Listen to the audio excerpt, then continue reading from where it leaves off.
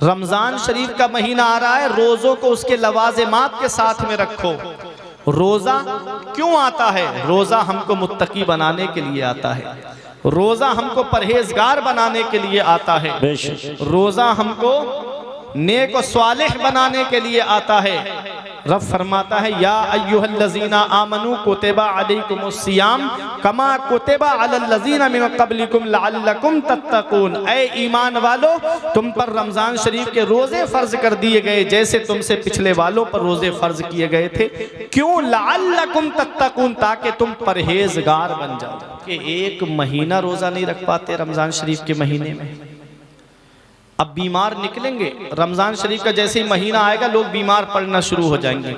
किसी को बीपी की बीमारी हो जाएगी, कोई शुगर का मरीज़ बन जाएगा, कोई कहेगा मेरे पैर में दर्द है, कोई पेट में दर्द बताएगा, कोई सर में दर्द बताएगा, कोई घुटने में दर्द बताएगा, डॉक्टर ने मुझे मना कर दिया है, मैं रोज़ा नहीं रख सकता। ये सारे बहाने इंसानों के सामने चल सकते हैं। बताओ, अल्लाह तो दिलों के राज जानता है, अल्लाह तो दिलों के खतरात से वाकिफ़ है। मेरा रब तो अलीमुम बिज़ाति सुदूर है, मेरा रब तो दिलों के राज जानता है। उस रब की बारगाह में कौन सा बहाना पेश करोगे? उसके सामने तो कोई बहाना नहीं चलेगा, ताकि तुम मुत्तकी बन जाओ। और नबी फरमाते हैं सूमू तसाहू, रोज़ा रखो सेहतमंद हो जाओगे, रोजा रखो सेहतमंद हो जाओगे। नबी तो फरमा रहे हैं कि रोजे से बीमारी दूर हो जाती है, सेहतमंद हो जाओगे, और ये बहाना करके बीमारी का रोजा छोड़ देते हैं। एक वो गाड़ी है जिसकी बिल्कुल सर्विस ना कराई जाए, मोबिल बिल्कुल चेंज ना कराओ, बस दौड़ाओ उसको, पूरी साल क्या गाड़ी चलेगी? खराब हो जाएगी, इंजन खराब हो जाएगा। यही हमारे लीवर का हाल है कि 11 महीने लगातार अल्लाह की नेमतें हम खाते हैं, जिसकी वजह से हमारा लीवर कमज़ोर हो जाता है, डैमेज हो जाता है। एक महीना जब हम रोज़ा रखते हैं तो हमारा लीवर फिर से तरोताज़ा हो जाता है, फिर हम 11 महीने अल्लाह की नेमतें खाएं, हमारा लीवर बराबर काम करता रहता है। ये डॉक्टर भी कहते हैं सूमू तसाहू, रोज़ा रखो सेहतमंद हो जाओगे। तो मेरे अजीज़ों, इमाम आज़म अबू हनीफा ने 30 साल तक रोज़े रखे। अब अपने आखिरी बात सुनो, बात ख़त्म मेरी। वही इमाम आज़म है। उस्ताद का अदब मैं बता रहा हूँ, जो बच्चे फारिग हो रहे हैं अपने उस्ताद का अदब करना। इमाम आज़म अपने उस्ताद शेख हम्माद के घर की सब्जी ला करके देते थे, तो उनकी बीबी ने कहा ओ इमाम आज़म, अब तो तुम इमाम आज़म बन गए हो, अब तो घर की सब्जी लाना बंद कर दो, दुनिया तुम्हारी बारगाह में खिराजी अकीदत पेश कर रही है। तो इमाम आज़म फरमाते हैं तो क्या हुआ, मैं दुनिया का इमाम बन गया, इमाम आज़म बन गया, पहले इस घर का गुलाम बना हूं तभी तो दुनिया का इमाम बना। वाह वाह सुभान अल्लाह। पहले इस घर का गुलाम बना हूं तभी तो दुनिया का इमाम बना हूं। तो ऐ मेरे अजीज़ों, जो तलबा फारिग हो रहे हैं उनसे यही गुजारिश करूंगा कि अपने उस्ताद का अदब करते रहना और मज़ीद तालीम हासिल करते रहना। इक़रा बिस्मि रब्बिकल लज़ी खलक़, पढ़िए उस रब के नाम से जिस रब ने आपको पैदा किया। बख्शिश की राह मोमिनो आसान बना लो, अपने लिए निजात का सामान बना लो। दुनिया की किताबों पे नज़र बाद में रखना, बच्चों को पहले हाफिज़े कुरान बना लो। परवरदिगारे आलम कुरान मजीद में इरशाद फरमाता है इक़रा, पढ़िए। थोड़ी तवज्जो देना। अल्लाह रब्बुल इज़्ज़त ने अपने महबूब पर सबसे पहली वही नाजिल फरमाई तो ना तो नमाज का हुक्म आया, ना रोज़े का हुक्म सबसे पहले आया, ना हज का हुक्म सबसे पहले आया, ना ज़कात का हुक्म सबसे पहले आया। अल्लाह रब्बुल इज़्ज़त ने ये नहीं फरमाया अकीमुस सलात, नमाज कायम रखो। रब ने पहली वही ये नाजिल नहीं फरमाई या अय्युहल्लज़ीना आमनू कुतिबा अलैकुमुस्सियाम कमा कुतिबा अलल्लज़ीना मिन क़ब्लिकुम लअल्लकुम तत्तक़ून। रब ने सबसे पहली वही हज के ताल्लुक से भी नाजिल नहीं फरमाई, ये नहीं फरमाया वलिल्लाहि अलन्नासि हिज्जुल बैति मन इस्तताअ इलैहि सबीला। रब तबारक व तआला ने ज़कात के बारे में भी पहली वही नाजिल नहीं फरमाई, बात तो ज़कात नहीं फरमाया। सबसे पहली वही नबी पर नाजिल हुई तो हुक्म होता है इक़रा, पढ़िए, बेशक पढ़िए। मतलब ऐ महबूब, जब तुम्हारी उम्मत के पास में तालीम होगी तो वो नमाज के करीब होंगे। जब तुम्हारी उम्मत के पास में तालीम होगी तो वो रोजे को उसके लवाज़िमात के साथ में रखेंगे। जब तुम्हारी उम्मत के पास में तालीम होगी तो वो ज़कात को उसके वक्त पर अदा करेंगे। जब तुम्हारी उम्मत के पास में तालीम होगी तो वो हज को उसके अरकान के साथ में अदा करेंगे। आज हम तालीम से दूर हो गए, आज हम एजुकेशन से दूर हो गए, आज हम शिक्षा से दूर हो गए। सेक्टर ब्यूरो की रिपोर्ट के मुताबिक तकरीबन 85% मुसलमान तालीम याफ्ता नहीं है। आज जो रोना रोया जा रहा है कि मुसलमान सताया बहुत जा रहा है, मुसलमान परेशान बहुत है, मुसलमानों पे जुल्म सितम बहुत हो रहे हैं। अफसोस की बात है, जब मुसलमानों की बस्तियों से गुजरो तो उनके बच्चे, छोटे छोटे बच्चे मोबाइल लेकर कोई पबजी खेल रहा है, कोई फ्री फायर खेल रहा है, कोई फेसबुक चला रहा है, कोई व्हाट्सएप चला रहा है, कोई इंस्टाग्राम पे गंदी तस्वीरें देखने में मस्त है, कोई IPL देखने में मस्त है, कोई मैच देखने में मस्त है। ये हाल मुसलमानों के बच्चों का है। और गैर मुस्लिमों की बस्ती से गुजरो, उनके बच्चे पढ़ाई करते नजर आते हैं, उनके बच्चे किताबें लेकर के पढ़ते हुए नजर आते हैं। 1200 साल तक वो जलवे रहे मुसलमानों के, जब तक मुसलमान तालीम से जुड़ा रहा मुसलमानों के जलवे रहे, जब तक मुसलमान एजुकेशन से जुड़ा रहा मुसलमानों के जलवे रहे, जब तक मुसलमान शिक्षा से जुड़ा रहा मुसलमानों के जलवे रहे। और जब से तालीम से हम दूर हो गए, गुलामी करते नजर आ रहे हैं। जब से हम एजुकेशन से दूर हो गए, तलबे चाटते हुए नजर आ रहे हैं। अब भी चाहते हो कि सरदारी का सेहरा तुम्हारे सर पे सजा दिया जाए तो तालीम हासिल करो। अब भी तुम फायजुल मुराम होना चाहते हो तो तालीम हासिल करो। आओ मैं आपको बताता हुआ चलूं, पैगंबर इस्लाम ने तालीम को कैसे फरोग दिया है, कैसे आम फरमाया है। जब नबी ने ऐलान नबूवत फरमाया तो कितने लोग लिखना पढ़ना जानते थे? 17 लोग लिखना पढ़ना जानते थे। नबी ने मक्के से हिजरत फरमाई, मदीना शरीफ तशरीफ लाए। 23 साल की कलील मुद्दत में 40 साल की उम्र में ऐलान नबूवत फरमाया। 53 साल की उम्र में आपने मक्का छोड़ा, मदीना शरीफ पहुंचे और मदीना शरीफ 10 साल मदीने वाले मुस्तफ़ा मदीना शरीफ में जलवा फरमा रहे। फिर दुनिया ज़ाहिरी से आप तशरीफ ले गए। टोटल 23 साल होते हैं। इस 23 साल में पैगंबर इस्लाम ने तालीम को ऐसा आम फरमाया कि 1.25 लाख सहाबाए किराम के पास में तालीम थी और उनके हाथ में कलम था। ये पैगंबर इस्लाम है। तालीम को कैसे मदीने वाले मुस्तफ़ा ने आगे बढ़ाया। हजरत अबू बकर सिद्दीक के दौर से लेके हजरत अली शेर खुदा के दौरे खिलाफत तक न मर्दों में कोई मर्द अनपढ़ था, न औरतों में कोई औरत अनपढ़ थी। जिसे देखो वो अपने वक्त का फकीह नजर आता था। ऐ लोगों, तालीम कितनी जरूरी है, एजुकेशन कितना जरूरी है। अपने जहन को करीब करना। ये छोटे छोटे बच्चे जा रहे हैं, इनकी तरफ मत देखना। चंद समझदार लोग बैठे रहे जिनको मुझे समझाना है, जो साहिबे औलाद हैं उनको मुझे समझाना है और इन्हीं के ताल्लुक से समझाना है। क्या हजरत अब्दुल्ला इब्ने मसूद फरमाते हैं, मन अरादल इल्म फअलैहि बिल कुरान।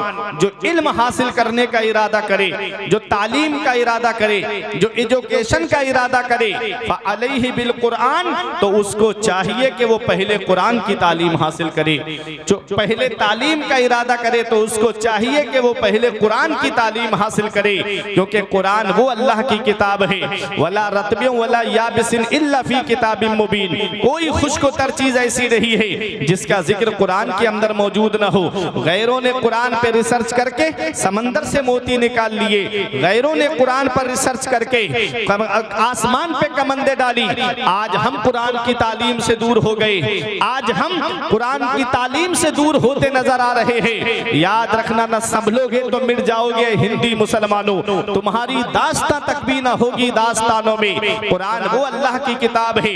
अगर इसको करा यकराओ कुरान व किरातन से मुश्तक माने तो इसके माना आते हैं ऐसी किताब जिसकी बार बार तिलावत की जाए, जिसकी तिलावत कभी बंद ना हो।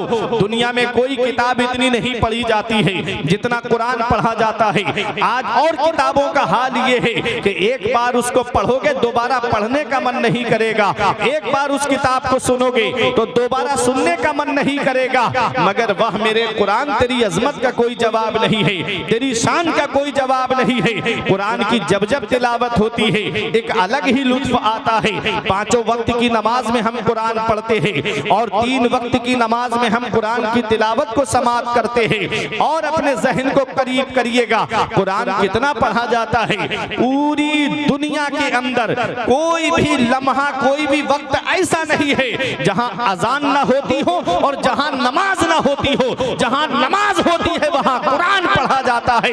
पता चला कि 24 घंटे में कोई लम्हा ऐसा नहीं है जहां पर कुरान की तिलावत ना होती। क्या बात है। नारे तकबीर, नारे रिसालत, मसलके आला हजरत, उलमाए अहले सुन्नत, जश्न दस्तार बंदी हजरत अल्लामा मुफ्ती फुरकान रजा मंजरी। सुभान अल्लाह, सुभान अल्लाह। ये कुरान है बेशक। इसी कुरान को क़रा यक़राओ करनन से मुश्तक माने तो इसके माना आते हैं मिलाने वाली।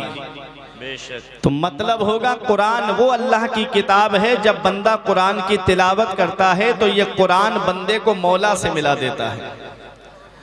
मौला अली शेर खुदा फरमाते हैं, जब मेरा दिल चाहता है कि मैं अपने रब से बातें करूं तो मैं नमाज पढ़ने लगता हूं, और जब मेरा दिल चाहता है मेरा रब मुझसे बातें करे तो मैं कुरान पढ़ने लगता हूं। कुरान अल्लाह का कलाम है, कुरान अल्लाह का कलाम है। कुरान वो अल्लाह की किताब है जिसमें हर चीज का बयान मौजूद है, जिसमें हर चीज का जिक्र मौजूद है। हीरे कुरान के अंदर मौजूद है, मोती कुरान के अंदर मौजूद है, सदफ कुरान के अंदर मौजूद है, गौहर कुरान के अंदर मौजूद है। और जिस मरीज को दुनिया के डॉक्टरों ने इलाज कर दिया हो उसकी शिफा भी कुरान के अंदर मौजूद है। बस शर्त के इतना इल्म होना चाहिए, इतनी सलाहियत होनी चाहिए, इतनी काबिलियत होनी चाहिए कि कुरान के अंदर से वो चीजें निकाल सके। आओ मैं आपको जहन करीब करते हुए एक बात बताऊं, ये उलमा अपनी दुआओं से नवाजेंगे। मुफ्ती साहब किबला तशरीफ फरमा है, इमाम गजाली के पास में एक गैर मुस्लिम आता है और आकर के कहता है, ऐ इमाम गजाली हमने तुम्हारे कुरान को पढ़ा है।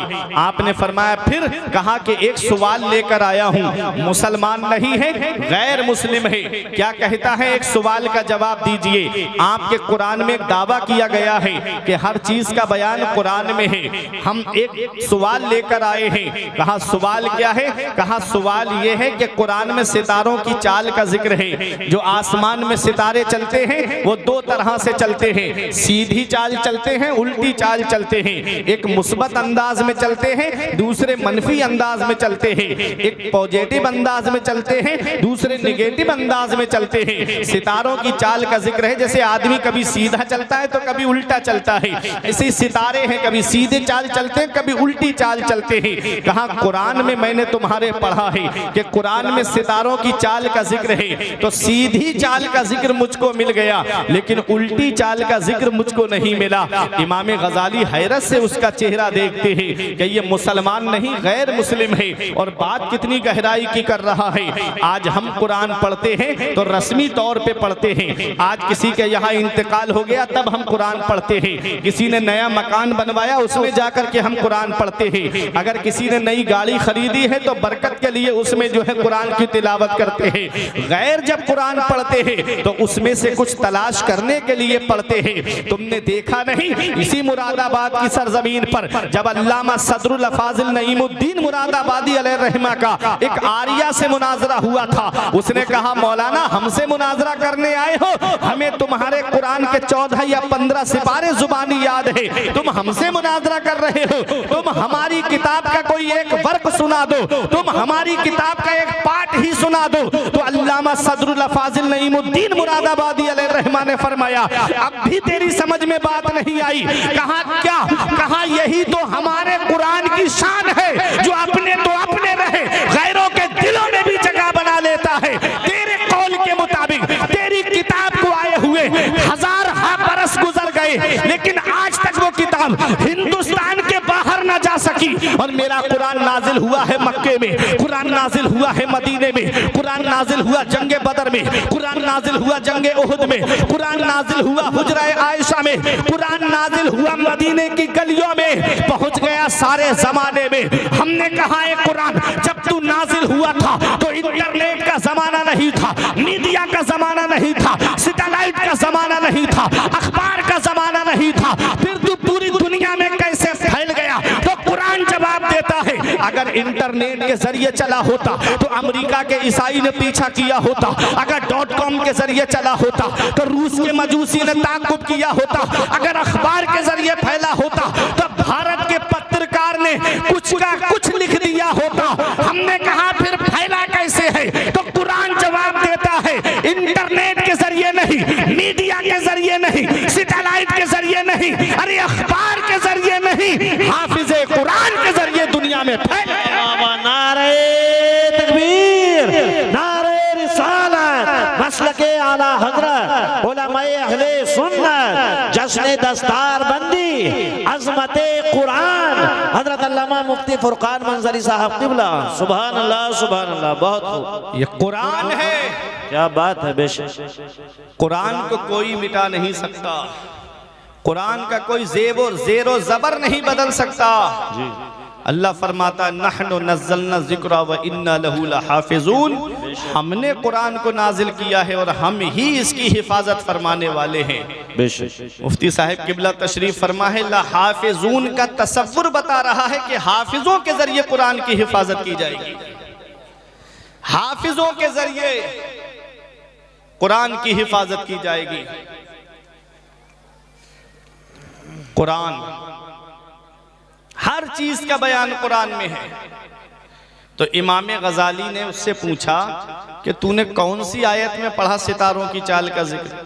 बोला सूरह यासीन शरीफ पढ़ी मैंने, उसमें था कुल्लुन फी फलकिन यस्बहून, हर चीज आसमान में तैर रही है, हर चीज आसमान में तैर रही है, इस आयत में मैंने पढ़ा। तो इमाम गजाली मुस्कुरा के फरमाते हैं थोड़ा और गौर कर लेता तो सितारों की उल्टी चाल का भी जिक्र मिल जाता। वाह वाह वाह। उसने कहा जहां तक मेरी अक्ल ने काम किया मैंने वहां तक पढ़ा, अब इसके आगे आप बताइए। तो इमाम गजाली फरमाते कौन सी आयत में? तवज्जो देना, कुल्लुन फी फलक, कुल्लुन फी फलक, कुल्लुन में पहला हर्फ काफ है, दूसरा हर्फ लाम है, मिला के हुआ कुल। फी में पहला हर्फ फा है, दूसरा हर्फ या है, मिला के हुआ फी, कुल्लुन फी। फलक में पहला हर्फ फा है, दूसरा हर्फ लाम है, तीसरा हर्फ काफ है, मिला के हुआ फलक, कुल्लुन फी फलक। अब इसको उल्टा करके देखिए, फलक में आखिरी हर्फ काफ है और बीच वाला हर्फ लाम है, मिला के हुआ कुल। अब फलक का बचा फा और इधर फी का या, मिला के हो गया फी, कुल्लुन फी। अब इधर फी का फा है और उधर लफ्ज़े कुल है, और कुल में पहला हर्फ काफ है और आखिरी हर्फ लाम है, इधर फी है। अब इसको उल्टा करेंगे तो होता है फलक। सीधी तरफ से पढ़ोगे तब भी कुल्लुन फी फलक है, और उल्टी तरफ से पढ़ोगे तब भी कुल्लुन फी फलक है।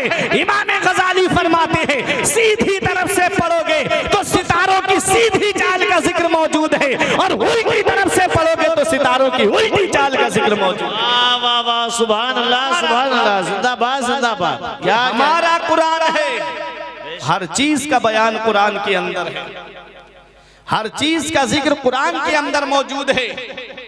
अब और जहन को करीब करो, 1969 में 1969 में 3 लोग चांद पर गए थे। कितने? 3 लोग। आपको मेरी बातें समझ में आ रही हैं? 3 लोग चांद पर गए थे, नील आर्मस्ट्रॉन्ग, बुज कॉलिंस और एडन। नामों में शायबा हो सकता है मुझको, ठीक, गूगल पे सर्च कर लेना कल जाके, आज नहीं। 3 लोग गए थे चांद पर। अमेरिका ने कहा हमारी तहकीक है, जापान बोला ये हमारी तहकीक है। हमने कहा ये तुम आज दावे कर रहे हो, हमारे कुरान ने 1450 साल पहले बता दिया था कि लोग चांद पर जाएंगे। कुरान ने ये भी बता दिया था कि 3 लोग जाएंगे। कुरान ने ये भी बता दिया था कि मुसलमान नहीं बल्कि गैर मुस्लिम जाएंगे। वाह सुभान अल्लाह सुभान। अब आप कहोगे मौलाना रजमम बिल गैब तो नहीं बोल रहे हो, अंदाजे से तो नहीं बोल रहे, कोई दलील है तो सुनो। अल्लाह का कुरान रब फरमाता है वल कमर इज़त तसब लतरकबुन्न तबकन अन तबक फमा लहुम ला युमिनून। रब फरमाता है माह कामिल की कसम, चांद की कसम, तुम जरूर जरूर जाओगे स्टेप बाई स्टेप, जीना ब जीना, दर्जा ब दर्जा। अल्लाह ने सूरह रहमान में फरमाया या मअशरल जिन्नी वल इंस इन इस्ततातुम अन तनफुजू मिन अक़तारिस समावाति वल अर्द फनफुजू ला तनफुजूना इल्ला बिसुल्तान फबिअय्यि आलाई रब्बिकुमा तुकज़्ज़िबान। ऐ जिन और इंसानों के गिरोह, अगर तुम आसमान के किनारों से गुजरना चाहो तो गुजर जाओ, जहां जाना चाहते हो वहां चले जाओ, जहां जाओगे वहां अल्लाह की बादशाहत पाओगे, वहां अल्लाह की बादशाहत पाओगे। पता चला इंसान आसमान के किनारों से गुजरेगा और गुजरे। 3 लोग चांद पर गए, अंतरिक्ष में किस पर सवार होकर गए? देखो लत्तर कबुन्ना, ये लत्तर कबुन्ना जो अर्रुकूब मस्दर से है। अर्रुकूब मस्दर के माना आते हैं किसी चीज पर सवार होके जाना। अर्रुकूब मस्दर के माना है किसी चीज पर सवार होकर जाना। किस पर सवार होकर गए? मिशन अपोलो 11 पे सवार होकर के गए। मिशन अपोलो 11 पर सवार होकर के गए। अब यहां पहुंच के एक बात और मैं आपको बता दूं, ये सबसे पहला हवाई जहाज किसने बनाया? एक मुसलमान ने बनाया। सबसे पहला कागज किसने बनाया? एक मुसलमान ने बनाया। सबसे पहली घड़ी किसने बनाई? एक मुसलमान ने बनाई। वो जलवे रहे हैं मुसलमानों के जब तक मुसलमान तालीम याफ्ता था।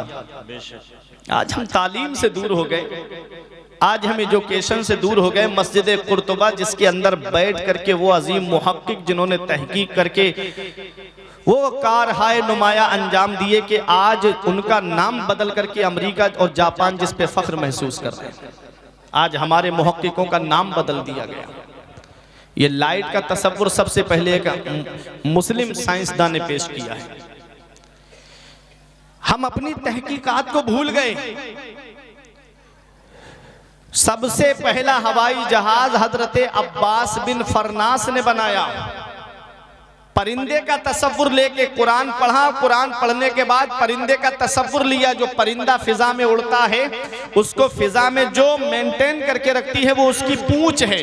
किसी परिंदे की, कबूतर वगैरह की पूंछ उखेड़ देना, वो सीधा नहीं उड़ पाएगा, इधर उधर गिरता हुआ उड़ेगा।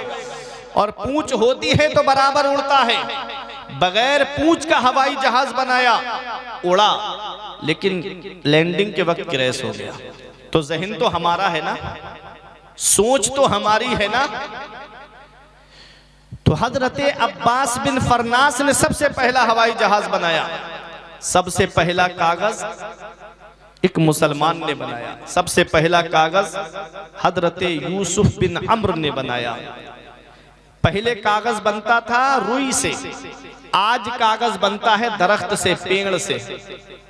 दरख्त को काटा जाता है, बारीक मशीन में डाल के बारीक पीसा जाता है, केमिकल लगाया जाता है, उससे कागज तैयार होता है। और जब कागज तैयार हो जाता है तो उस पे लिखा है, अलग अलग साइज में काट करके उस पे किताबें छपती हैं। कोई किताब जो है वो इंग्लिश मीडियम की है, ABCD है, किसी पे छोटा आ बड़ा आ लिखा है।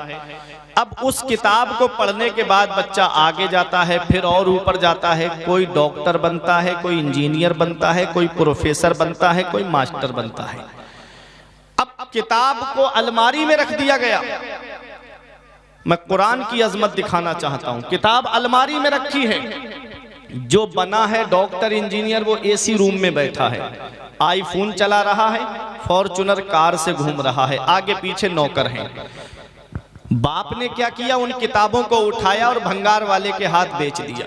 भंगार वाले ने उन किताबों को ले जा करके किसी दुकानदार के हाथ बेच दिया।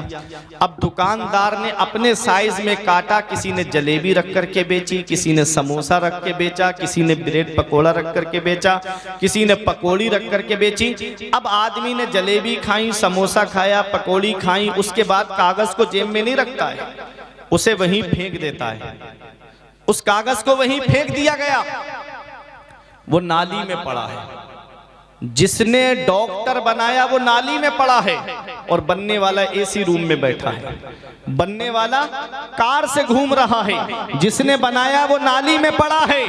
ऐ जश्ने दस्तार बंदी में आने वालों, सेम मशीन है, सेम केमिकल है, सेम दरख्त है, सेम कागज है, लेकिन उस पर छोटा बड़ा लिखा हुआ नहीं है, बल्कि उस पर लिखा है बिस्मिल्लाहिर्रहमानिर्रहीम। कोई आलिम फतवा नहीं देगा, कोई मुफ्ती फतवा नहीं देगा, कोई मुहक्किक फतवा नहीं देगा, कोई मुहद्दिस फतवा नहीं देगा। रब कुरान में फरमाता है ला यमस्सुहु इल्लल मुताहरून। जब तक वुजू ना हो इस कागज को हाथ भी मत लगाना, जब तक वुजू ना हो कागज को छूना भी मत। मैंने कहा एक कागज तू नाली में पड़ा हुआ है, एक कागज वो है जिसे बगैर वुजू के छूने का भी हुक्म नहीं है, तो कागज जवाब देता है अरे कागज को मत देख, बल्कि उस पर लिखा हुआ देख।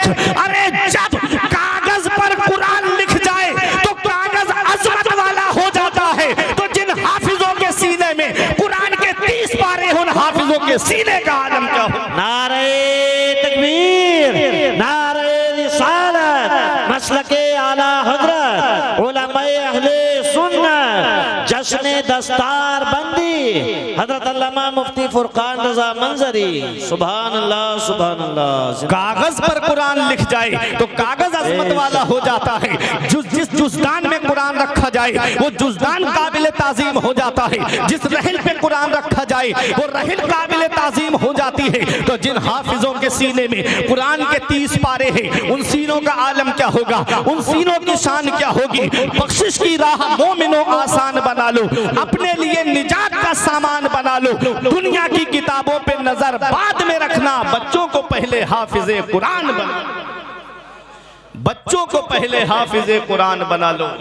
तो ये कुरान है, कुरान हर चीज का बयान कुरान में है, हर चीज का जिक्र कुरान के अंदर मौजूद है।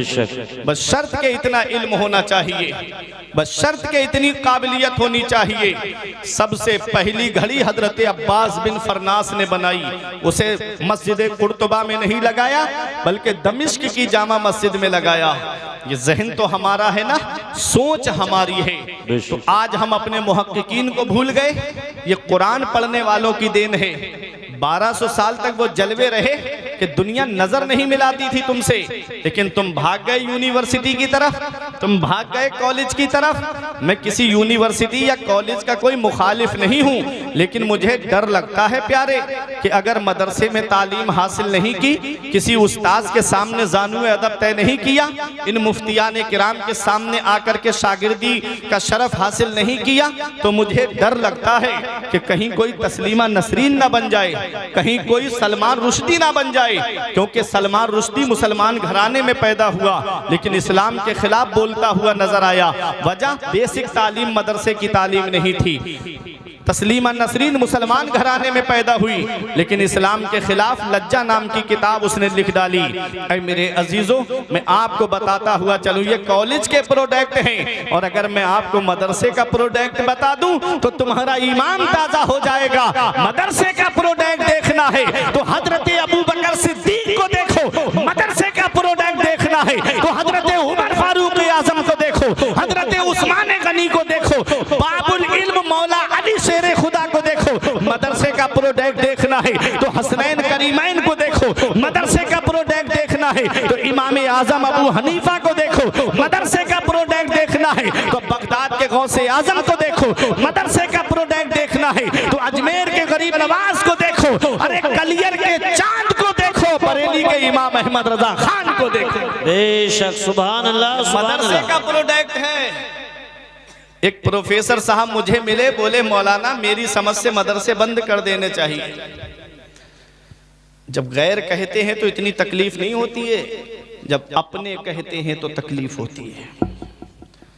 आज जिन मदरसों को हिकारत की निगाह से देखा जाता है ना, याद रखना जिस दिन ये मदरसे बंद हो गए उस दिन मुसल्ले पे खड़े होने के लिए इमाम तक नसीब नहीं होगा। जिस दिन मदरसे बंद हो गए जनाजे रखे रह जाएंगे, कोई नमाज जनाजा पढ़ाने वाला तक नसीब नहीं होगा।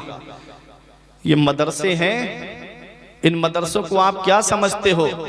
हिंदुस्तान की आज़ादी में अगर आप देखेंगे, अंग्रेज़ों ने जब हिंदुस्तान पे कब्जा किया था तो अंग्रेज़ों के खिलाफ सबसे पहले जिहाद का फतवा जिस शख्सियत ने दिया था वो कोई कॉलेज के पढ़े हुए नहीं थे, इसी मदरसे की टूटी हुई चटाई पे बैठ करके इल्म हासिल करने वाले अल्लामा फजले हक खैराबादी थे, जिन्होंने सबसे पहले अंग्रेज़ों के खिलाफ जिहाद का फतवा दिया। मौलाना किफ़ायतुल्लाह काफ़ी, जिनको अंग्रेज़ों ने मुरादाबाद के बीच चौराहे पे सूली पे चढ़ा दिया, फांसी के फंदे पे चढ़ने से पहले कहा था कोई गुल बाकी रहेगा ना चमन रह जाएगा, बस रसूलुल्लाह का दीने हसन रह जाएगा। हम सफीरो बाग में हैं, कोई दम के चहचहे बुलबुलें उड़ जाएंगी, सूना चमन रह जाएगा। नाम शाहाने जहां मिल जाएंगे काफी, मगर नामे पाके मुस्तफा और पंजतन रह जाएगा। वो भी मदरसे के पढ़े हुए थे। मौलाना इनायतुल्लाह काकौरवी, जिनको अंग्रेजों ने काला पानी भेज दिया। मुफ्ती इकरामुल हक साहिब किबला जानते हैं, जो दरसगाह से जुड़े हैं हमारे उलमा, वो जानते हैं कि इल्म सर्फ की किताब इल्म सेगा को जिन्होंने लिखा वो भी मदरसे के पढ़े हुए थे। और आगे बढ़ो, आला हजरत अजीमुल बरकत के दादा अल्लामा रजा अली खां, वो भी मदरसे के पढ़े हुए थे। ये मदरसे हैं, जब जब मुल्क को जरूरत पड़ती है तो मदरसे के आलिम आगे आते हैं, जब जब कौम को जरूरत पड़ती है तो हमारी बस्ती के आलिम आगे आते हैं। आज आदमी इमामों की और आलिमों की बहुत जल्दी तौहीन करना शुरू कर देता है। एक बार अपनी जिंदगी इन आलिमों से हटा के तो देखो आप हो क्या। इमाम हसन फरमाते हैं, लौलल उलमाउ लसारन नासु मिसलल बहाइम, अगर आलिम ना होते तो कौम जानवरों की तरह हो जाती। अल्लाह, अगर आलिम ना होते तो कौम जानवरों की तरह हो जाती। एक बार जितने आलिम हैं सबको एक कमरे में बंद कर दो, मोटा ताला लगा दो, कोई ताल्लुक उनसे मत रखो। अब अपनी जिंदगी जी के दिखाओ। आप नमाज में कितने फर्ज हैं कौन बताएगा? नमाज में कितने वाजिबात हैं कौन बताएगा? एक भी अंगूठा, एक भी उंगली जमीन पे सजदे की हालत में नहीं लग रही है, नमाज होगी या नहीं होगी कौन बताएगा? नमाज से पहले वुजू है और वुजू में कितने फर्ज हैं कौन बताएगा? चेहरा कहां से कहां तक धोया जाता है ये कौन बताएगा? दोनों हाथ कोहनियों तक धोना है या कोहनियों समेत धोना है? गायत मुगैया में दाखिल है या नहीं है ये कौन बताएगा? ये आलिम ही तो बताएंगे। चौथाई सर का मसा करना है या एक बाल का मसा करना है या पूरे सर का मसा करना है ये कौन बताएगा? ये आलिम ही तो बताएंगे। दोनों पैरों को गट्टों समेत धोना है, टखनों समेत धोना है या पिंडलियों तक धोना है ये कौन बताएगा? ये आलिम ही तो बताएंगे। अगर कोई तुमसे ये कहे कि अब हज मक्के में नहीं हो रहा है, अमेरिका में जाओ, व्हाइट हाउस के चक्कर लगाओ, हज का सवाब मिलेगा, तो क्या दलील दोगे? है कोई दलील? ये दलील आलिम ही तो देंगे। कुरान से दलील देंगे कि हज मक्के में होता है। तो ये उलमा है जो कदम कदम पे हमारी रहनुमाई करते हैं, फिर भी हम उनकी तौहीन करते हैं, फिर भी हम उनको हिकारत की निगाह से देखते हैं। अफसोस होता है, एक जगह इमाम साहब का हिसाब कर दिया गया। मुफ्ती साहब सिर्फ रात में उन्होंने बेचारों ने पानी गर्म होने वाली चटकनी नहीं खोली, ऐसे ही सो गए। फजर में पानी ठंडा रह गया, आए और आकर के वो खुराफात फैलाई कि इमाम साहब लापरवाह हो गए, इमाम साहब की छुट्टी करो। इमाम साहब ने पानी गर्म नहीं किया। इमाम इस काम के लिए होता है? इमाम झाड़ू लगाने के लिए है? इमाम तुम्हारे लिए पानी गर्म करने के लिए है? अल्लाह अकबर, इमाम सरदार होता है। अरे तुम ले जा करके दो इमाम को गर्म पानी। सरदार है। अल इमाम जामिन, मिशकात शरीफ में इमाम जामिन है। क़यामत के दिन तुम्हारी नमाजों की गवाही भी दे, जमानत भी दे और दुनिया में तुम्हारी खुराफातों का भी सामना करे। अल्लाह अकबर। अपने इमामों को अपना सरदार समझो। इमाम साहब एक महीने में अपने घर चले जाएं एक दिन के लिए तो लोग खुराफात करना शुरू कर देते हैं कि इमाम साहब छुट्टियां बहुत मार रहे हैं। मैं तुमको अपने घर लेके चल रहा हूं, तुम में जो सबसे ज्यादा फ्री आदमी हो वो मेरे साथ मेरे घर चले, 15,000 तनख्वाह दूंगा, कुछ नहीं करना, सिर्फ नमाज पढ़ना है 5 टाइम की और तस्बीह लेके बैठ जाना है, कुछ नहीं करवाना है मुझे तुमसे कोई काम। तुम कहोगे मौलाना मुझे घर की याद आ रही है, बच्चों की याद आ रही है, मुझे बीबी की याद आ रही है, मुझे अपने माँ बाप की याद आ रही है। 1 हफ्ता रुकना मुश्किल हो जाएगा। एक इमाम से पूछो जो 5-5 महीने 6-6 महीने तक तुम्हारे यहाँ पर इमामत के फराइज अंजाम दे रहा है और 1-2 दिन के लिए चला गया तो खुराफात करना शुरू कर दी। क्या इमाम के बीवी बच्चे नहीं है? क्या इमाम की औलाद नहीं है? 5-5 हजार, 6-6 हजार, 7 हजार, 8 हजार, 10 हजार रुपए की तनख्वाह पे वो 24 घंटे तुम्हारे यहाँ पर रहते हैं। आज 50 हजार की तनख्वाह पाने वालों को मैंने रोते हुए देखा कि मौलाना घर के खर्चे पूरे नहीं होते, कर्ज महीने जो तनख्वाह मिलती है, सैलरी मिलती है, महीना आने से पहले इतना कर्जा हो जाता है कि सैलरी उसी में चली जाती है। बच्चों की पढ़ाई का खर्च है, लाइट का खर्च है, पानी का खर्च है, गैस का खर्च है, खाने पीने की अशिया का खर्च है। अपने घर के बारे में आप सोच रहे हो 50 हजार में गुजारा नहीं हो पा रहा है। कभी इमामों के बारे में भी सोचा आपने कि वो 10-12 हजार में कैसे घर का गुजारा करते होंगे? कभी ख्याल आया दिल के अंदर? जो कौम अपने इमामों के अच्छे दिन देखना पसंद नहीं करती, उस कौम के अच्छे दिन कभी नहीं आएंगे। क्या कहने हैं, बहुत। जो कौम अपने आलिमों के अच्छे दिन पसंद नहीं करती, उस कौम के अच्छे दिन कभी नहीं आएंगे। तुम्हारी कामयाबी आलिमों के पास रहने में है। जितना इन उलमा से जुड़े रहोगे उतने ही कामयाब रहोगे। ये 5-5 मिनट की क्लिप सुन के सोशल मीडिया पे आते हो, अपने ईमान को खतरे में डाल करके कोई मिर्जा को सुन रहा है, कोई यूनुस गौहर तो नहीं कहता, मैं उसको गोबर कहता हूँ, उसको सुन रहा है, वो हमारे वलियों की शान में गुस्ताखियां करता है। उसकी क्लिप सुन के आए और आकर के इमाम साहब से सवाल करते हैं, इमाम साहब मेरी समझ में नहीं आ रही अल्लाह है या नहीं है। माज़अल्लाह, ऐसे ऐसे इंग्लिश मीडियम स्कूल के लड़के आके कहते हैं समझ में नहीं आती है कि अल्लाह है या नहीं है। बताओ, अल्लाह की जात के बारे में शक अगर हो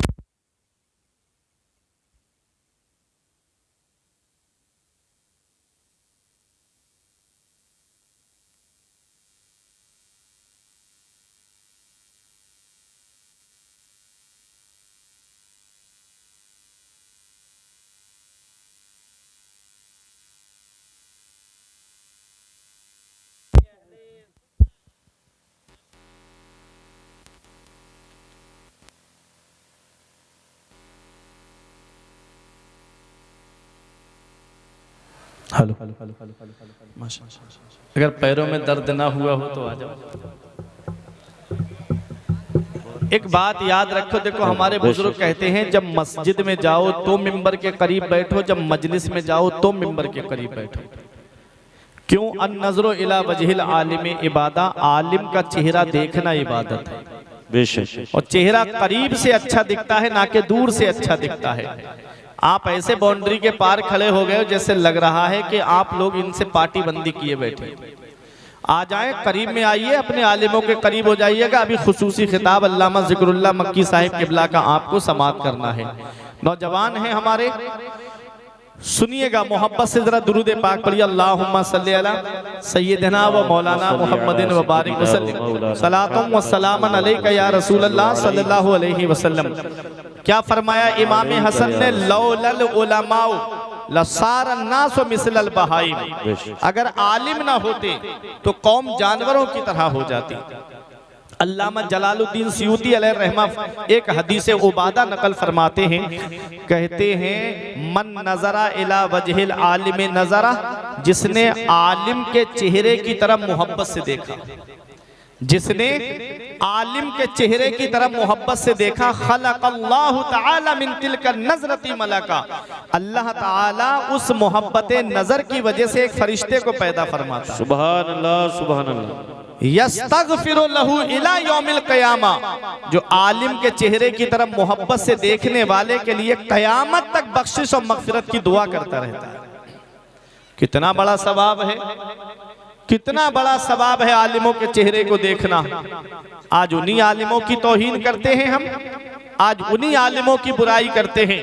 मैंने ऐसे लोगों को भी देखा कि जो मस्जिद में नमाज पढ़ेंगे और बाहर आकर उसी इमाम की बुराई करते हुए नजर आते हैं, जिसके पीछे नियत बांध के खड़े हुए ईमान लाने के बाद सबसे अहम इबादत नमाज है, सबसे अहम इबादत करके आए हैं, और फिर जिसके पीछे जिसको जमानत देकर आए अपनी नमाजों की, जिसको जामिन बना करके आए अपनी नमाजों का, उसी इमाम की हम बुराई करते हुए नजर आते हैं। याद रखना मेरे अजीजों, ये दुनिया चंद दिन की है। हम यहाँ हमेशा रहने के लिए नहीं आए हैं, बल्कि चंद दिन के लिए आए हैं। बड़े बड़े दौलत वाले, पैसे वाले जाकर के एक चक्कर कब्रिस्तान का लगा लिया करो, वहां देखो तुमसे ज्यादा दौलत वाले लेते हैं, वहां तुमसे ज्यादा पैसे वाले लेते हैं, वहां तुमसे ज्यादा सरमाए वाले लेते हैं। वो जिनकी नाक पे कभी मक्खी नहीं बैठती थी, आज उनके जिस्म को मिट्टी ने गला सड़ा करके एक तरफ कर दिया। घमंड किस बात पे, तकब्बुर किस बात पे? मरने के बाद कब्र के अंदर जाना है।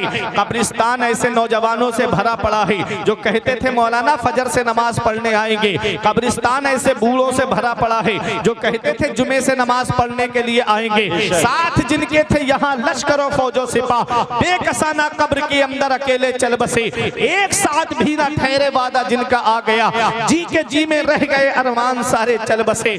पढ़ के तू कुरान को अब जमा कर ले कुछ सवाब, कब्र पर फिर कौन आए फातिहा के वास्ते। काम दोज़ख के किए जन्नत का है उम्मीदवार, कसरे जन्नत तो बना है पारसा के वास्ते। आज हम अपनी कब्र को भूल गए, आज हम अपनी आखिरत को भूल गए। आज कहो किसी से भाई कब्र के बारे में सोच ले, ये दुनिया में हरामकारी करना बंद कर दे, ये शराब नोशी बंद कर दे, ये जिनाकारी बंद कर दे, ये लोगों को सताना बंद कर दे, तो कहता है मौलाना वहां की वहां देखी जाएगी। अल्लाह अकबर, ये उलमा तशरीफ फरमा है। अगर किसी से कहो ये सूद का काम मत कर, ये सूद का काम वो काम है जिसके लिए मदीने वाले मुस्तफा फरमाते हैं कि सूद का एक ढेला खाना अपनी माँ के साथ 36 बार जिना करने से बदतर है।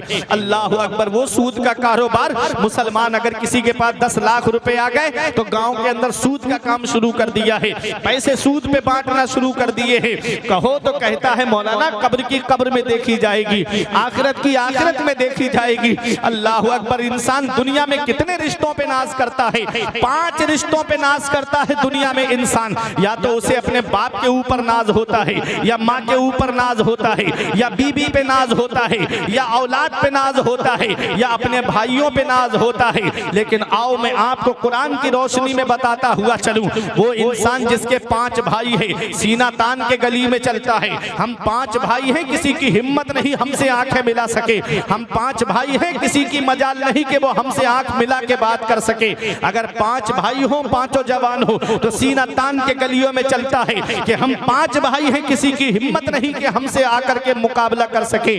आओ जरा कयामत का दिन देखो, आदमी कहता है वहां की वहां देखी जाएगी। बताया जाए कि वहां सूरज सवा नेज़े पर होगा, जमीन तांबे की होगी, इंसान पसीने में शराबोर होगा, तो इंसान कहता है वहां की वहां देखी जाएगी। अल्लाह अकबर, वो जो दुनियादार है मैं उनकी बात कर रहा हूं, जिनके दिल में खुदा का खौफ नहीं, जिनके दिल में रसूलुल्लाह की सच्ची मोहब्बत नहीं, जिनके दिल में अल्लाह के अजाब का खौफ नहीं, जिनके दिल में अजाब कब्र का खौफ नहीं, जिनके दिल में जहन्नम के अजाब का खौफ नहीं, मैं उनकी बात कर रहा हूं। कयामत का दिन होगा, नफ्सी नफ्सी का आलम होगा, वहां कोई किसी का यारो मददगार नहीं होगा। सबसे पहले अगर कोई दामन छुड़ा करके भागेगा, अल्लाह का कुरान कहता है यौमा यफिरुल मरउ मिन अखी, वहां सबसे पहले जो भागेगा वो भाई होगा, जो भाई भाई से भाग रहा होगा। अल्लाह अकबर, दुनिया में भाई के ऊपर कोई तकलीफ आती तो भाई आगे आ जाता, भाई पर कोई परेशानी आती तो भाई अपने सीने पर ले लेता। लेकिन कयामत का दिन देखो, भाई के ऊपर आज परेशानी का आलम है तो भाई भाग गया है। यौमा यफिरुल मरउ मिन अखी, ये यफिरु अल फिरार मस्दर से है, जिसके माना आते हैं भागना। अल्लाह अकबर, सबसे पहले भाई भागेगा। इंसान को दूसरा नाज जो है वो अपने बाप के ऊपर होता है, अपनी माँ के ऊपर होता है। वो माँ जो औलाद को तकलीफ हो जाए तो पूरी रात माँ सरहाने बैठ करके गुजार देती है। वो माँ कि अगर बेटे को बुखार आ जाए तो पूरी रात दुआ में गुजार देती है। वो माँ जब बेटे को बुखार चढ़ जाए तो पूरी रात सर का पोछा लगाती रहेगी, कभी पैरों का पोछा लगाती रहेगी। वो माँ जो अपनी औलाद से इतनी मोहब्बत करती है, अगर थोड़ी देर के लिए उसका बेटा गायब हो जाए तो माँ बेचैन हो जाती है, बेकरार हो जाती है। माँ को चैन नहीं पड़ता, माँ को आराम नहीं पाता।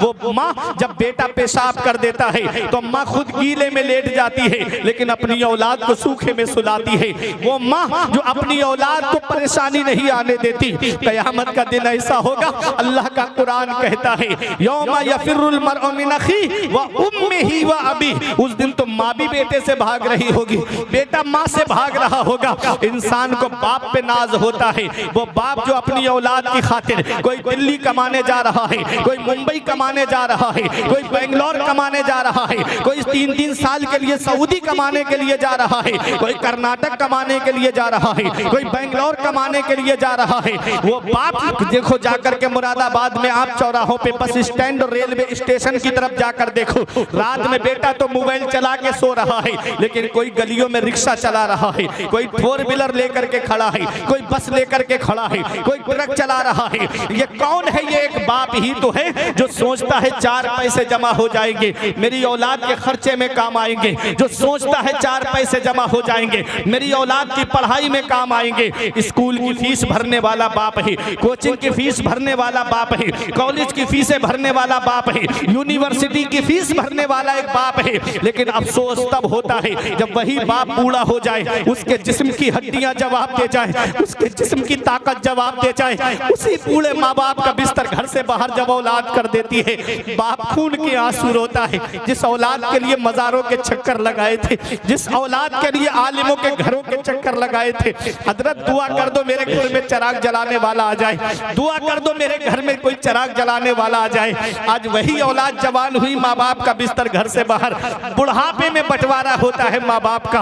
बाप 1 महीना मेरे घर खाएगा, माँ 1 महीना तेरे घर खाएगी। याद रखना नौजवानों, पहली मोहब्बत है माँ बाप की जो दुनिया में बदला मांगती है। अगर तुमने अपने माँ बाप के साथ भलाई की तो तुम्हारी औलाद तुम्हारे साथ भलाई करेगी। अगर तुमने अपने माँ बाप के साथ भलाई नहीं की तो बुढ़ापे में ये उम्मीद लगा के मत बैठना कि तेरी औलाद तेरा सहारा बन जाएगी। अल्लाह अकबर। हमारे बुजुर्गों ने फरमाया बाप आंगन में लगे हुए पेड़ की तरह होता है। जब शिद्दत की गर्मी पड़ती है, जब शिद्दत की धूप पड़ती है, जब गरम गरम लू के थपेड़े होठों को खुश्क कर देते हैं तो सबसे बेहतर और मुनासिब साया दरख्त का साया होता है। आदमी गर्मी में पेड़ के नीचे कुर्सी डाल के बैठे उसे आराम मिल जाता है, पेड़ के नीचे कुर्सी बिछा करके बैठे उसे आराम मिल जाता है, चारपाई बिछा करके लेट जाए उसे आराम मिल जाता है। हमारे बुजुर्ग फरमाते हैं बाप आंगन में लगे हुए पेड़ की तरह होता है। जिस दिन ये पेड़ आंगन से उखड़ गए उस दिन धूप भी परेशान करेगी, गरम गरम लू के थपेड़े भी परेशान करेंगे। ऐसे माँ बाप के साए की नाकदरी न कर, ऐसे माँ बाप के साए की नाकदरी ना कर, धूप काटेगी बहुत जब ये शजर गिर जाएगा। जिस दिन बाप की चारपाई घर से उठ गई ना उस दिन एहसास होगा कि आज कितना बड़ा साया हमारे सर से चला गया। जब तक बाप जिंदा होता है, बूढ़ा है, चारपाई पे बैठा रहे, कुछ ना करे, औलाद को सहारा है कि मेरी पीठ पर मेरे बाप का हाथ रखा हुआ है। घर वाले भी मोहब्बत से बात करते हैं, खानदान वाले भी मोहब्बत से बात करते हैं, रिश्तेदार और पड़ोसी भी मोहब्बत से बात करते हैं। जिस दिन उस बाप की चारपाई घर से उड़ जाती है ना उस दिन जमीन के बंटवारे के नाम पे लड़ाइयां, कभी घर के बंटवारे के नाम पे लड़ाइयां। अल्लाह अकबर। बाप औलाद को तब एहसास होता है कि कितना बड़ा साया आज मेरे सर से चला गया। ऐ नौजवानों, अगर माँ बाप जिंदा है तो उनकी खिदमत कर लो, अगर माँ बाप हयात है तो उनकी खिदमत कर लो। जिस दिन माँ बाप का साया सर से उठ गया उस दिन पता चलेगा कि कितना बड़ा साया आज हमारे सर से चला गया है। इस वक्त के बारे में तो सोचा भी न था। बेटों से बुढ़ापे में हुई खत्म रसाई, घर बार तो बांट लिए शौक से फुरकान, हिस्से में किसी के मगर मां नहीं आई। वक्त ठुकरा देगा एक दिन मेरी सारी ये कुर्बानियां, दामने उम्मीद में फकत नाकामियां रह जाएंगी। शादियों के बाद तो बेटे अलग हो जाएंगे, बाप के हाथों में फकत बैसाखियां रह जाएंगी। बुढ़ापा क्या, जवानी क्या, ये बचपन बांट लेते हैं। न होकर दिल में गुंजाइश तो आंगन बांट लेते हैं। नहीं मंजूर हिस्से में किसी बेटे को अपनी माँ, मगर आपस में बूढ़ी माँ के कंगन बांट लेते हैं। क्या बात है। नारे तकबीर, नारे रिसालत, मसलके आला हजरत, उलमाए अहले सुन्नत, जश्न दस्तार बंदी, हजरत अल्लामा मुफ्ती फुरकान रज़ा मंजरी। सुभान अल्लाह, सुभान अल्लाह। बहुत ये माँ बाप हैं, ये माँ बाप हैं। उस दिन एहसास होता है जिस दिन नारे साया तकबीर, नारे रिसालत, मसलके आला हजरत हजरत अल्लामा मौलाना जिक्रुल्लाह साहब किबला, हजरत अल्लामा मौलाना जिक्रुल्लाह मक्की साहब किबला, उलमाए अहले सुन्नत, जश्न दस्तार बंदी। आप हजरात बैठ जाएं, बहुत जल्द अपनी अपनी जगह पर ऐसे ही बैठ जाएं। आप हजरात अपनी अपनी जगह पर ऐसे ही अदब और इत्मीनान के साथ बैठ जाएं।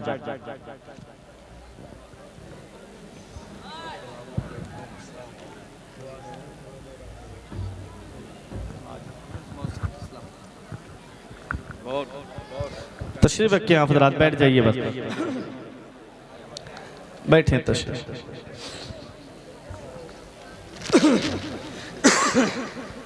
दुरूद पाक पढ़िए, अल्लाहुम्मा सल्ली अला सय्यिदिना व मौलाना मुहम्मदिन व बारिक वसल्लम, सलातुम व सलामन अलैका या रसूल अल्लाह सल्लल्लाहु ताला अलैहि वसल्लम। मोहब्बत से बोलिए सुभान अल्लाह, और बुलंद आवाज से कहिए सुभान अल्लाह। आका के वसीले से कभी तो नमाज से, आका के वसीले से कभी तो नमाज से, औलाद माने मांगी थी बंदा नवाज से। आका के वसीले से कभी तो नमाज से, औलाद माने मांगी थी बंदा नवाज से। अब्बा की आंख का जो चश्मा न ला सके, मैयत पे आ रहे हैं हवाई जहाज से। ये हाल है आज की औलाद का, अब्बा की आंख का जो चश्मा न ला सके, मैयत पे आ रहे हैं हवाई जहाज से। दिया था अब्बा ने जो एक झूमर बेच डाला था, दिया था अब्बा ने जो एक झूमर बेच डाला था, खुशी से अपने अरमानों का दफ्तर बेच डाला था। बुलंदी मिल गई तो भूल बैठे हैं वही बेटे, कभी जिनके लिए अम्मी ने जेवर बेच डाला था। बुलंदी मिल गई तो भूल बैठे हैं वही बेटे। अल्लाह या रसूल अल्लाह, जिंदाबाद जिंदाबाद। बुलंदी मिल गई तो भूल बैठे हैं वही बेटे, कभी जिनके लिए अम्मी ने जेवर बेच डाला था। तो इंसान किन रिश्तों पे नाज करता है? या तो अपने भाई पे नाज करता है। क़यामत के दिन यौमा यफ़िर्रुल मर्अु मिन अख़ी, क़यामत के दिन भाई भाई से भाग रहा होगा। व उम्मिही व अबीह, वहां तो माँ भी बेटे से भाग रही होगी और बेटा माँ से भाग रहा होगा, बाप बेटे से भाग रहा होगा, बेटा बाप से भाग रहा होगा। तीसरा रिश्ता है बीबी का, वो बीबी जिसकी खातिर आदमी बाहर कमाने जाता है, खेतों में मजदूरी करता है, 3-3 मंजिल पे सर पे ईंटें लेकर के चढ़ता है, शाम को अपनी बीबी के लिए ला करके खाने को सामान रखता है, बच्चों के लिए पैसे रखता है। क़यामत के दिन ऐसा होगा, वह साहिबतिही व बनी, वहां तो बीबी भी शौहर से भाग रही होगी। शौहर भी काम नहीं आएगा, बीबी भी काम नहीं आएगी। आदमी नाज करता है अपनी औलाद पे कि मेरी औलाद तो मेरे काम आएगी, मेरी औलाद तो मेरा सहारा बनेगी। जो औलाद दुनिया में सहारा नहीं बन रही है माँ बाप का, वो आखिरत में सहारा कैसे बनेगी? बेशक। जिसने दुनिया में माँ बाप को छोड़ दिया, पेड़ गांव में रह गए और फल शहर में आ गए। जाड़ों में पुराना लिहाफ ओढ़ करके माँ बाप अल्लाह का शुक्र अदा करते हैं। हमारे कमरों में एसी चलता है, हमारे कमरों में जाड़ों में गर्म हीटर का इंतजाम है। माँ बाप हैं कि तीनों झोपड़ियों में रह करके अपनी जिंदगी गुजारते हैं। क्या इस दिन के लिए माँ बाप औलाद को जवान करते हैं? क्या इस दिन के लिए माँ बाप औलाद को पालते हैं? हम कौन सा मुँह लेके अपने आका की बारगाह में जाएंगे?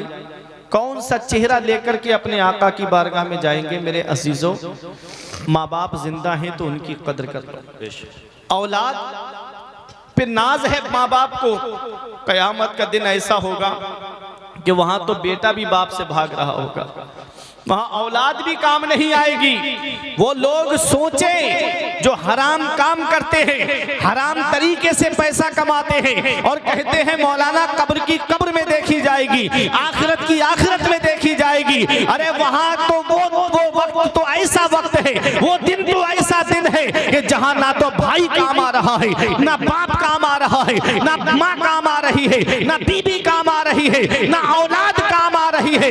नफसी नफसी का आलम है। वो लोग सोचेंगे कि चलो बाप ने साथ छोड़ दिया, माँ ने साथ छोड़ दिया, भाई ने साथ छोड़ दिया, बीबी ने साथ छोड़ दिया, औलाद ने साथ छोड़ दिया, चलो मैं फरिश्तों से मदद ले लूंगा। अरे फरिश्तों का वहां हाल ये होगा। अल्लाह कुरान में फरमाता है यौमा यकूमुर रूह वल मलाइकतु सफ़ा, वहां तो जिब्राइल अलैहिस्सलाम भी खामोश खड़े होंगे, फरिश्ते सफे बांधे खड़े होंगे। फरिश्तों को मजाल नहीं कि रब से बात कर सके, इतनी हिम्मत नहीं कि रब की बारगाह में कलाम कर सके। अरे जहां बाप ने साथ छोड़ दिया, बेटे ने साथ छोड़ दिया, माँ ने साथ छोड़ दिया, बीबी ने साथ छोड़ दिया, भाइयों ने साथ छोड़ दिया, तो सोचोगे कि फरिश्ते मदद कर देंगे। वहां तो फरिश्ते भी खामोश खड़े होंगे। तो लोग सोचेंगे चलो फरिश्तों ने मदद नहीं की तो क्या हुआ, मैं नबियों से मदद ले लेता हूं, नबियों से मदद मांग लेता हूं। हजरत आदम अलैहिस्सलाम के पास आएंगे, आप अबुल बशर हो, आप हमारी मदद कर दो। आप फरमाएंगे कि इज़हबू इला गैरी, मेरे अलावा किसी और के पास जाओ।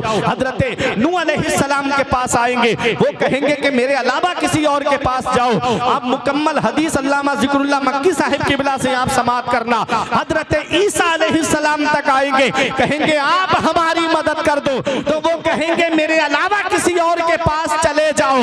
हजरत ईसा अलैहिस्सलाम भी जवाब दे देंगे, ना बाप काम आया है, ना बाप भाई काम आया है, ना माँ काम आई है, ना बेटा काम आया है, ना बीबी काम आई है। फरिश्तों ने भी मदद से इनकार कर दिया, नबियों ने भी हदीस की रोशनी में मदद से इनकार कर दिया। अब कौन है जो हमारे काम आएगा, कौन है जो हमारी मदद करेगा? अल्लाह कुरान में फरमाता है यौमा यकूमुर रूह वल मलाइकतु सफ़ा इल्ला मन अज़िना लहुर रहमान व क़ाला सवाबा। वो मदद करेगा जिसे रहमान इजाजत देगा, जिसे रहमान इजाजत अता फरमाएगा, जिसे रहमान इजाजत देगा और ठीक बात कहेगा। किसको इजाजत मिलेगी कयामत के दिन? किसको इजाजत मिलेगी? ऐ नबी से मोहब्बत करने वालों, ये उलमा दुआओं से नवाजेंगे। किसको इजाजत मिलेगी? अल्लामा हसन फरमाते हैं फकत इतना सबब है इन इकादे बज़्म महशर का कि उनकी शान महबूबी दिखाई जाने वाली। वाह वाह वाह, सुभान अल्लाह सुभान अल्लाह। शान महबूबी दिखाई जाने वाली है। सबने सफे महशर में ललकार दिया हमको, सबने सफे महशर में ललकार दिया हमको। ऐ बेकसों के आका अब तेरी दुहाई है। खलीलो नजी मसीहो सफी सभी से कहीं भी बनी ये बेखबरी के खल्क फिरी कहां से कहां। तुम्हारे लिए जमीनो जमा, तुम्हारे लिए मकीनो मका, तुम्हारे लिए चुनीनो चुना, तुम्हारे लिए बने दो जहां, तुम्हारे लिए दहन में जुबा, तुम्हारे लिए बदन में है जा, तुम्हारे लिए हम आए यहाँ, तुम्हारे लिए उठे भी वहां तुम्हारे। वाह वाह, नारे तकबीर, नारे रिसालत, मसलके आला हजरत, उलमाए अहले सुन्नत, जश्न दस्तार बंदी। कौन है, कौन है जो हमारे काम आएगा?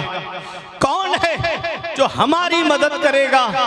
अल्लाह अकबर। हम रो रहे थे, गुनाहों का बोझ है, गुनाहों का ढेर है। छोटे मोटे गुनाह नहीं, गुनाहों का ढेर है। खिरमने इसिया है, बाप ने साथ छोड़ दिया, माँ ने साथ छोड़ दिया, भाइयों ने साथ छोड़ दिया, बीबी ने साथ छोड़ दिया, औलाद ने साथ छोड़ दिया। अरे जब सगा भाई काम नहीं आया तो खलेरे ममेरे फुपेरे कहां से काम आएंगे? अरे जब सगों ने साथ छोड़ दिया तो ये कजिन कहां से काम आएंगे?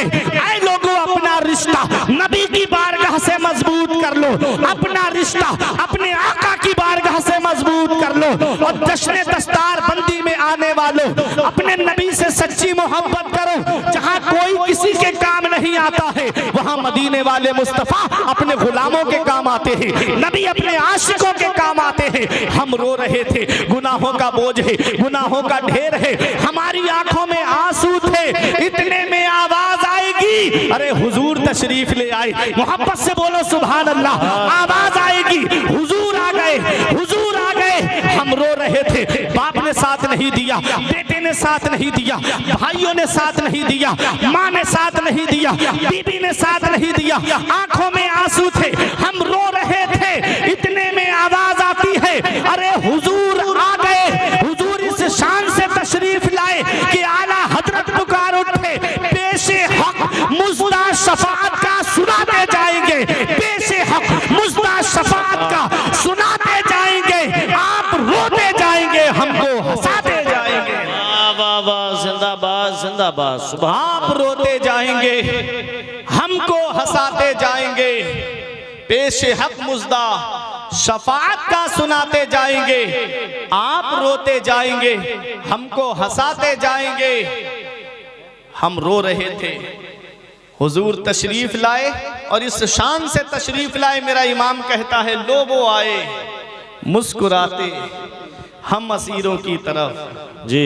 लो वो आए मुस्कुराते हम असीरों की तरफ, खिरमने सिया पे अब बिजली गिराते जाएंगे, खिरमने सिया पे अब बिजली गिराते जाएंगे। कोई छोटे मोटे गुनाह नहीं थे, पूरा ढेर था गुनाहों का।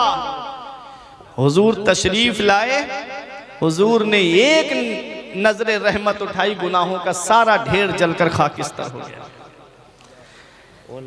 वुसअते दी हैं खुदा ने दामने महबूब को, जुर्म खुलते जाएंगे आका छुपाते जाएंगे, जुर्म खुलते जाएंगे आका छुपाते जाएंगे।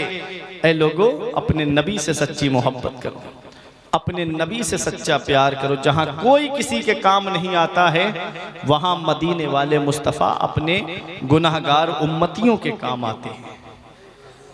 मेरे आला हजरत पुकार के कहते हैं, अल्लाह क्या जहन्नम अब भी न सर्द होगा, रो रो के मुस्तफ़ा ने दरिया बहा दिए हैं, रो रो के मुस्तफ़ा ने दरिया बहा दिए हैं। तो मेरे अजीज़ों, वो लोग जो कहते हैं कि मौलाना वहाँ की वहाँ देखी जाएगी, वो सोचे वहाँ तो कोई किसी के काम नहीं आएगा, हमारे नबी हमारे काम आएंगे, हमारे आका हमारे काम आएंगे, हमारे नबी अपने गुनाहगार उम्मतियों के काम आएंगे।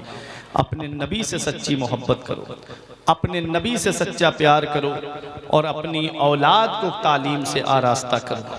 अपनी औलाद को तालीम सिखाओ, अपनी औलाद को मदरसा भेजो, अपनी औलाद को पढ़ने के लिए भेजो। जब बच्चों के पास दीनी तालीम होगी तो वो माँ बाप का अदब भी जानेंगे, बड़े भाई बहनों का अदब भी जानेंगे, पड़ोसियों का हक भी पहचानेंगे, अपने रिश्तेदारों का हक भी पहचानेंगे। और सारी चीज़ें अदब से मिलती हैं, सारी चीज़ें अदब से मिलती हैं। अब आखिरी बात, मेरी तकरीर ख़त्म। सारी चीज़ अदब से मिलती है। देखो, अगर मुक्तदी अपने इमाम का अदब ना करे तो वो मुक्तदी कामिल मुक्तदी नहीं है। अगर शागिर्द अपने उस्ताद का अदब ना करे तो उस शागिर्द को इल्म तो हासिल हो सकता है, लेकिन बरकते इल्म नूरे इल्म हासिल नहीं हो सकता। हर चीज अदब से है। इमाम आजम अबू हनीफा के शागिर्द हैं हजरत इमाम जुफर। वो इमाम जुफर, इनका मकान इमाम आजम के मकान से 16वीं गली में था। जैसे आप लोग दिल्ली वगैरह जाते होंगे नोएडा में, तो उसमें सेक्टर बने हुए हैं, सेक्टर 1, सेक्टर 2, सेक्टर 3। ऐसे ही कूफे में इमाम आजम अबू हनीफा के घर से इमाम जुफर का मकान 16वीं गली में था। कितनी दूर घर होगा? आप शागिर्द हैं, इमाम जुफर शागिर्द हैं इमाम आजम अबू हनीफा के। उस्ताद का अदब देखें, कभी भी इमाम जुफर इमाम आजम अबू हनीफा के मकान की तरफ पैर फैला करके नहीं लेटे। कितना अदब होगा उस्ताद का। और इमाम आजम अबू हनीफा के उस्ताद हैं हजरत शेख हम्माद रहमतुल्लाह अलैह। जब शेख हम्माद का विसाल हो गया तो इमाम आजम थैला लेके जाते थे और अपने उस्ताद के घर की सब्जी खरीद करके ला करके उनके घर पहुंचाते थे जी। दुनिया इमाम आजम मान रही है उनको, दुनिया इमाम आजम तस्लीम कर चुकी है। वो इमाम आजम जिन्होंने 30 साल तक रोजे रखे लगातार, वो इमाम आजम जिन्होंने हर रात में 30 साल ऐसे गुजारे हैं कि हर रात में एक कुरान शरीफ मुकम्मल तिलावत फरमाते थे। वो इमाम आजम रमजान शरीफ में 62 मरतबा कुरान पाक का ख़त्म शरीफ फरमाते थे। सुभान। 1500 दिरहम खर्च करके एक लिबास सिलवाया था इमाम आजम अबू हनीफा ने, जिसको आप सिर्फ अल्लाह की इबादत के लिए पहना करते थे। सिर्फ नमाज के लिए आपने सिलवाया था। और आप फरमाते थे अल्लाह की इबादत के लिए जीनत पकड़ना ज्यादा बेहतर है लोगों के सामने जीनत पकड़ने से। आज हम मस्जिद जाते हैं तो मैले कुचैले कपड़े पहन के जाते हैं, खेतों पे से काम करके आओ और ऐसे ही चले गए मस्जिद के अंदर। अल्लाह कुरान में फरमाता है या बनी आदम खुजू जीनतकुम इंदा कुल्ले मस्जिद, ऐ इब्ने आदम, ऐ औलादे आदम, हर नमाज के लिए जीनत पकड़ो, हर नमाज के लिए जीनत पकड़ो। शादियों में जाएंगे तो नया लिबास ले पहन करके जाएंगे, खुशबू लगा करके जाएंगे, खूब बन सवर करके जाएंगे। और जब मस्जिद में आएंगे अल्लाह की इबादत के लिए तो मैले कुचैले कपड़े पहन के आएंगे। लोगों को दिखाने के लिए जीनत इख्तियार मत करो, अल्लाह की इबादत के लिए जीनत इख्तियार करो। इमाम आजम अबू हनीफा ने 1500 दिरहम खर्च करके लिबास बनवाया सिर्फ अल्लाह की इबादत के लिए। जिस जगह आपका दफन शरीफ हुआ, जहां आप मदफून हुए, उस जगह पर आपने 7000 मर्तबा कुरान पाक खत्म शरीफ फरमाया था। सुभान। 30 साल रोजे रखे।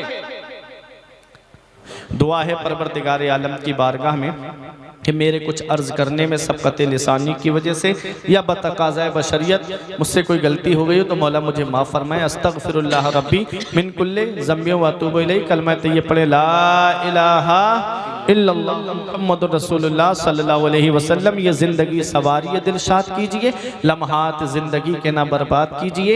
जब मकसद हयात इबादत खुदा की है, पढ़िए नमाज, मस्जिदें आबाद कीजिए। सभी के सामने एक दिन ज़रूर आता है, ये हुस्न फ़ानी है लेकिन गुरूर आता है। किसी क्रीम से पाउडर से कुछ नहीं होता, नमाज पढ़ने से चेहरे पे नूर आता है। रही कली तो फूल खिलेंगे, जिंदगी बाकी रही तो फिर मिलेंगे। अस्सलाम वालेकुम।